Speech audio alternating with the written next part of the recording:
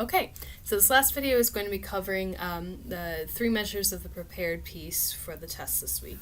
So if you're on page 96, you'll see 7-13 says 7th Street Blues above it. Martha Mears, the composer.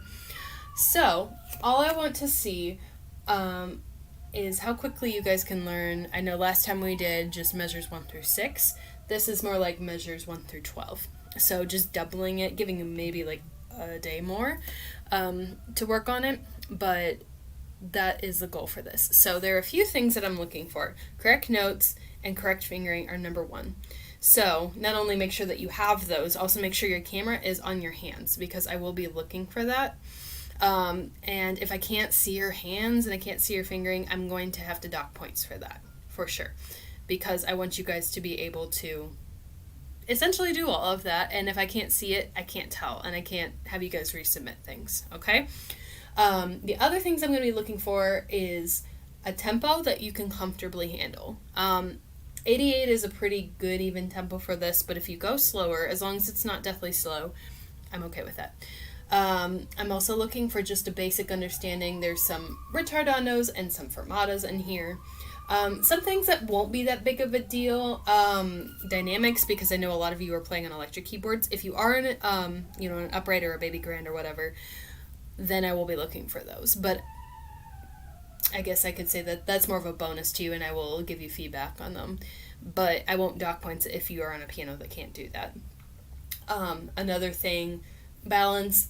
I'm looking for the right hand over the left hand, but if that doesn't happen because of the piano that you're on, I'm not going to dock points for that either. The last thing I can think of, pedaling for sure. Just making sure that you're clearing your pedal when you're supposed to. Okay? So, first things first, rules of sight reading. I'm going to do it with you, pretend I'm in your shoes and everything. So, I look at the piece. If I wanted to have help remembering, I mark right around where I'm supposed to play so then I don't get distracted by other things. And then the first time, what I want you guys to do is just sight read through it as best as you can at a really, really slow tempo. So then we're going to take the hands apart and talk about them. Okay? So first, I would focus a little bit on the first 2 measures with the right hand. If I look, identify what intervals we got going on. We got thirds going on, so we're going to try to do 1 3 1 3 1 3 on every single one. Okay, with the pedal, we're changing on every chord. Sometimes you'll see pieces without pedal on them. You basically want to change on every single chord, or you're going to get this sound, if you're playing WC, but not so much if you're playing stuff like this. Okay, so we're going to try that. So this is just a practice for the first 2 measures. So 3 and 1 on, we have our notes are G and B, which should be pretty easy to find. 1, 2, and then move up to the next, right next to it. Lift your pedal, good, up to the next. Lift, up to the next. Good. Once you got that, you're good to go, okay? Now let's do the left hand. Actually, we've got the same thing, just starting on different notes, okay? So let's practice that. So our first notes are C and E, 3 and 1, okay? So 1, 2, 1, 2, 1, 2, 1, 2. Perfect, okay? Now, go back, put it all together. So make sure that your hands are in the right starting spot. We got this nice major, major 7th chord. We got a lot of 7 chords going up here, okay? So, and the pedal, good. Keep going. Keep going. Awesome, okay. If that was a little bit uncomfortable, I would do that about 3 to 5 times in a row, but however many it takes for you to be like, okay, I've got this, let's move on to the next thing. With the pedal, you want to make sure as you play the note, your foot comes up and then it comes back down. So that way you don't have weird gaps, which sound like this.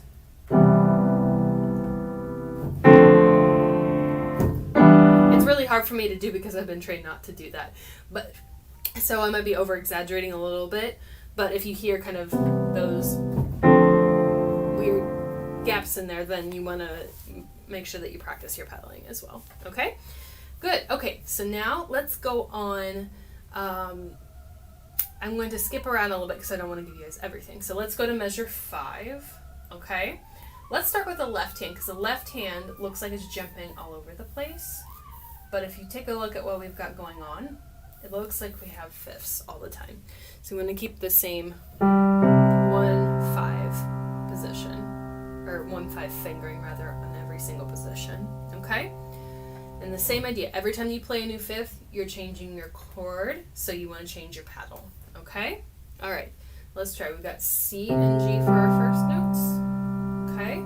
And I will be calling out notes, which it can be helpful. Okay?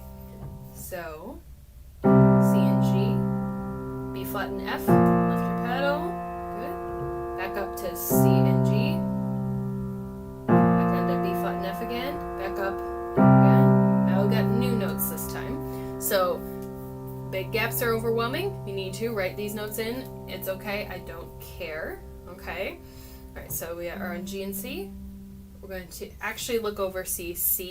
We're going to keep the C, so then we're just going to go foot below, that's F right there, okay? Look for what's similar between chords. So down to F and C. Next measure, we're just going to go 1/5 lower to E and B, good. And then look at your at one of the fifths and see how much it changes. We're going up by a third. Good, we're there. The next line is a little bit different, but I want you guys to figure that one out for yourself because it's just basically that fifth pattern that's just moving around all the place. Okay?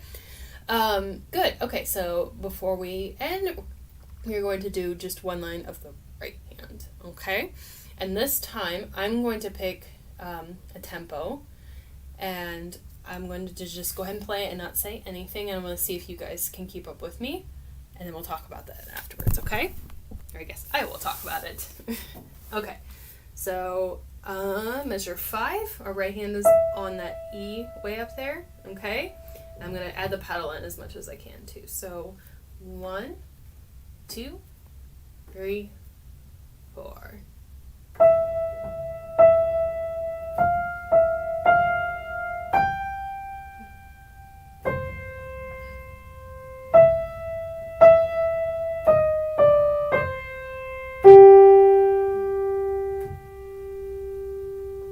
Okay, alright, so one thing that I want to mention, and I'm going to sneak over and grab a pencil very quickly, is if you look at measure 7, so your pattern of notes is, let me see if I can actually bring it down here and hold it and turn it around. Okay, this is going to be a little bit hard to do backwards, but E, E, E flat, B, A. I want 4 on this, okay? Because then you can just do 3, 2. And then you don't have to move at all, okay? So, take your pencils and write 4 in there. I will be looking for that fingering, okay? Alright, so, I want you guys to keep doing that pattern with all 3 measures. It shouldn't take too long, especially with the next line is a little bit different than the second line, but it's essentially the same.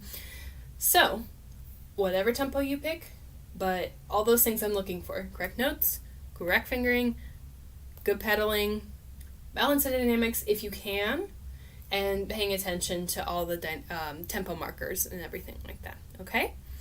All right, I hope you guys have a great week, great practicing. Remember, Saturday at midnight is the deadline for this test. All right, bye.